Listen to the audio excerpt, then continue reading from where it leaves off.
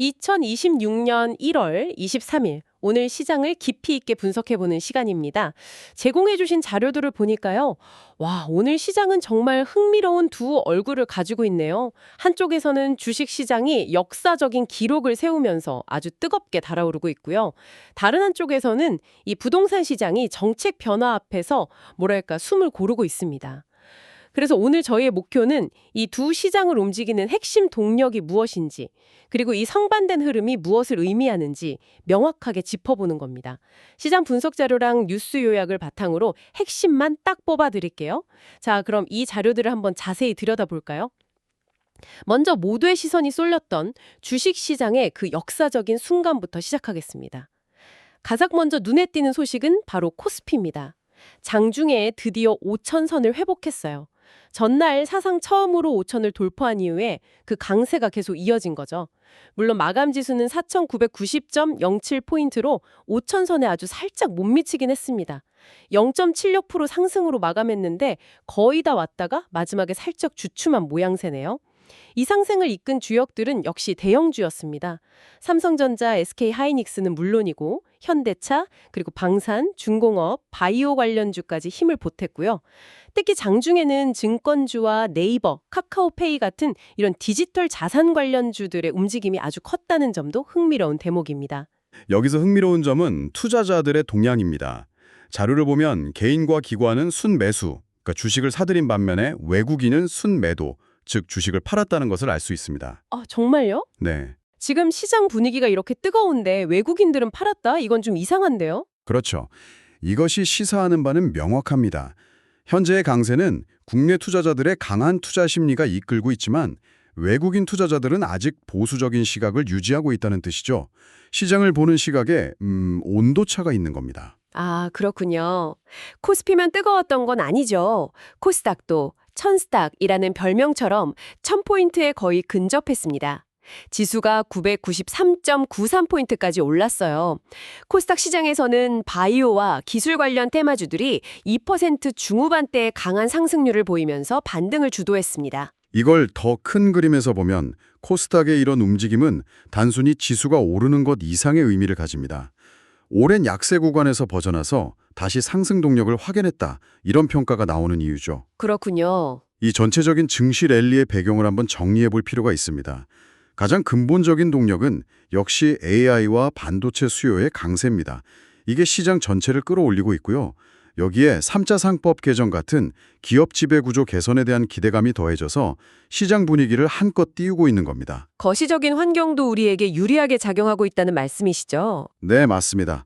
일본 중앙은행이 금리를 동결했고 미국 증시도 강세를 보이면서 소위 코리아 프리미엄에 긍정적인 영향을 미쳤습니다. 심지어 증시가 화랑을 보이면서 소비자 심리 지표까지 개선되는 선순환 구조가 나타나고 있습니다. 자, 그럼 이 모든 것이 의미하는 바는 무엇일까요? 기술주와 대형주가 이끄는 구조적인 상승세가 투자 심리 개선과 맞물려서 주식시장을 사상 최고치 수준으로 밀어올리고 있다. 이렇게 볼 수 있겠네요. 이렇게 주식시장이 뜨거운 열기로 가득한 반면 부동산 시장의 분위기는 사뭇 다릅니다. 여기서는 정책 불확실성, 이게 가장 큰 화두예요. 대통령과 정부가 공식적으로 세제 개편 가능성을 언급하면서 시장이 반응하고 있거든요. 구체적으로는 1가구 1주택 장기 보유 공제를 출소하거나 다주택자에 대한 양도소득세 중과를 다시 시작할 수 있다는 내용입니다. 이것이 중요한 질문을 던지게 합니다. 시장은 이 신호에 어떻게 반응할까요? 두 가지 상반된 시나리오가 가능합니다. 하나는 세금 부담이 커질 것을 우려한 다주택자들이나 갭 투자자들이 매물을 내놓게 되는 것이고요.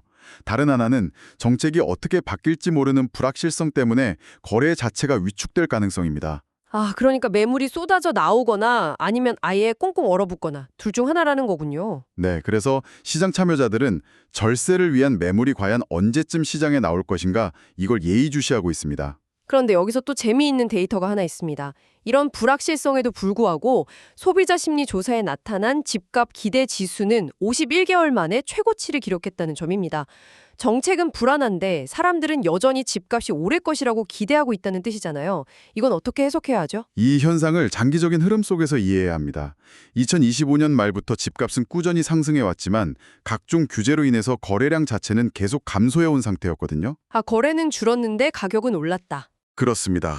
따라서 현재 부동산 시장을 한마디로 요약하면 정책 불확실성 확대와 가격 상승 기대 심리 유지가 충돌하는 구간입니다. 과열이라고 보기는 어렵지만 세금 리스크와 잠재적인 매물 증가 가능성이라는 변수를 투자자들이 긴장하면서 지켜보는 형국인 거죠. 그럼 오늘 분석한 두 시장의 핵심을 다시 한번 정리해 보겠습니다. 먼저 주식시장. 코스피가 4,900 후반대에서 사상 최고치에 근접했고 코스닥은 1,000선 돌파를 눈앞에 두고 있습니다. 대형 기술주, 전자, 증권주가 상승을 이끌었죠. 하지만 리스크 요인도 분명히 존재합니다. 주가 측면에서는 앞서 언급했듯 외국인의 매도 압력과 환율 변동, 특히 원화 약세에 대한 우려가 있고요.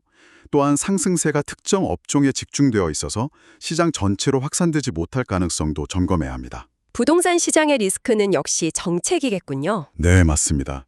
세제 정책의 변화가 수요와 공급의 왜곡을 심화시킬 수 있고 이로 인해서 거래 위축이 계속될 수 있다는 점을 주시해야 합니다. 네, 오늘 시장을 종합해보면 주식시장은 AI와 반도체라는 확실한 엔진에 심리 개선과 정책 기대감이라는 연료를 더해서 강한 상승 분위기를 이어가고 있습니다. 반면 부동산 시장은 가격에 대한 기대감은 여전하지만 정책이라는 큰 변수 앞에서 거래 심리가 다소 흔들리는 조정 국면에 들어선 것으로 보입니다. 오늘 저희가 살펴본 것처럼 2020년 1월 23일의 시장은 한쪽에서는 낙관론이, 다른 한쪽에서는 신중론이 힘을 얻는 매우 흥미로운 모습을 보여주고 있습니다. 네, 한쪽에서는 기술과 심리가 이끄는 역사적인 상승 랠리가 펼쳐지고 있고 다른 한쪽에서는 정책이라는 변수가 시장의 속도를 조절하며 모두를 숨죽이게 만들고 있죠. 마지막으로 생각해볼 만한 질문을 하나 던져드리고 싶습니다.